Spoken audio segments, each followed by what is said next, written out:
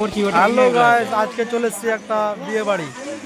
তো এটা আমার বন্ধু, আর ওখানে আছে আমার কাকা। এই যে দেখেন, একটু মুখটা রাগা রাগা হয়েছে, ওটা বন্ধু। হ্যাঁ, তো আমার কাকা বড় টেনশনে আছে। না, ওটা টেনশন বলা যাবে না। বলছিলাম যে কি আমরা এখন খাওয়ার জন্য বসেছি, খাবার আসেনি, খাবার আসবে, খাবারটা দেখতে পাবেন আপনারা, সঙ্গে থাকেন।